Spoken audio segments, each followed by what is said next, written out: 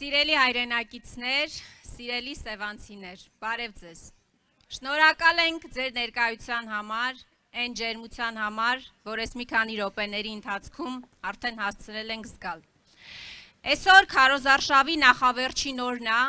եւ մեր ամբողջ թիմը այս մեկ ամսվա ընթացքում եւ դրանից էլ առաջ եղել է Հայաստանի բոլոր մարզերում,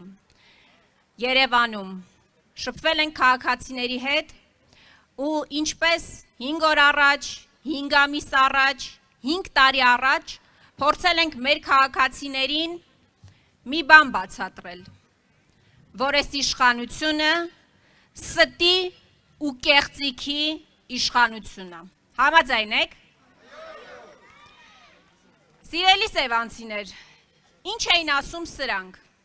Սրանք Շուշիում պարում էին, ասում էին Աղդամը մեր հայրենիքն է, հիշում եք, բայց հիմա ինչ են ասում, ասում են ժողովուրդ ջան, սխալվել ենք, մարդիկ, ովքեր քաղաքական ուժերի, ղեկավարների, քաղաքական գործիչների, լեզվական սայթակումները համարում են ճակատագրական սխալ, հայտարարում են, որ հայրենիքի հարցում սխալվել են։ Դուք ուզում եք իշխանություն, որը հայրենիքի հարցում սխալվել է ու էլի է սխալվելու, եթե ընտրվի։ Հիմա ինչ են ասում։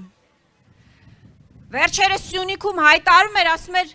Սյունիքը Հայաստան է, ժողովուրդ ջան։ Ոնց որ ասում էր, որ Արցախը Հայաստան է։ Ասում են Գեղարքունիքը Հայաստան է, բայց դուք ունեք որևէ երաշխիք, որ վաղը Աստված մի արածե, եթե ընտրվեն, նորից չեն հայտարարելու, որ Գեղարքունիքի հարցում էլ են սխալվել, Սյունիքի հարցում էլ են սխալվել, то Երևանի հարցում էլ են սխալվել, դուք նման երաշխիք ունեք, բայց մենք ասում ենք, Սևանը Գյոյչա չի դառնալու, Երևանը Էրիվան չի դառնալու, Զանգեզուրի միջանցք չի լինելու, ադրբեջանցիները Հայաստանում չեն բնակվելու, Ռամիլ Սաֆարովների երեխաները մեր երեխաների հետ դպրոց չեն գնալու։ Ժողովուրդ ջան, հիշում եք, որ ասում էր նախկին ղեկավարները գնացել են, ուրիշ ղեկավարների կոշիկներ են լիզել։ Իրանք գնացել են, կզել են ու Ալիևի կոշիկներն են լիզել։ Մենք տենց ղեկավար ուզում ենք։ Սրանք ասում էին, որ Թուրքիան շարունակում է իր ցեղասպան քաղաքականությունը,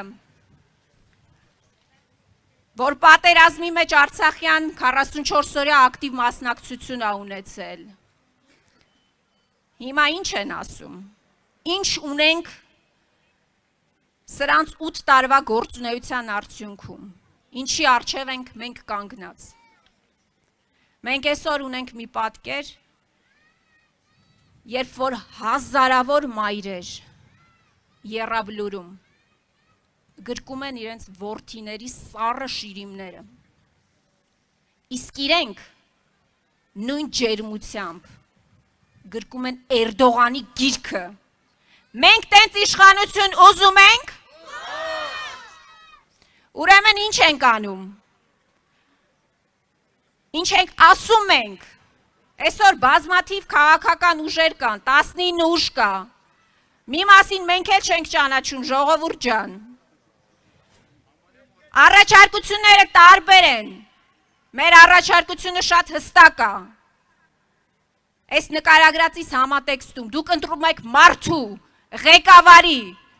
ով վաղը ոչ թե գրկելու է Էրդողանի գիրքը,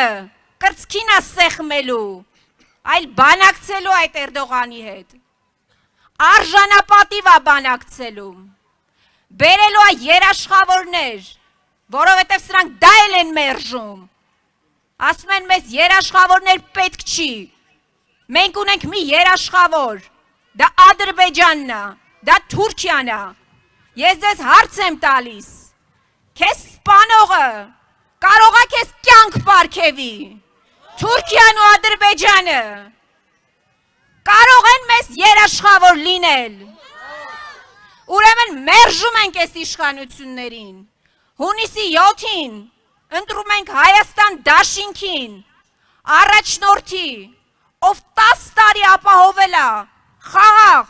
անվտանգ, բարեկեցիկ, արժանապատիվ Հայաստանի Հանրապետություն ու ապահովել այդ բնակիչների կյանքը ներքին անվտանգությամբ եւ արտաքին ամուր սահմաններով։ Դուք մի բան պետք է պատկերացնեք, ես դա միշտ ասում եմ։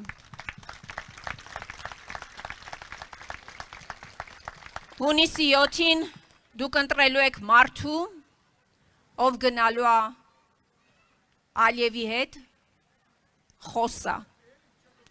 բանակցի, առաջ տանի հայ ժողովրդի շահերը ու ոչ թե զբաղված լինի բացառապես իր աթոռի պաշտպանությամբ ու պահպանությամբ։ Ու այդ մարդը Ռոբերտ Քոչարյանն է։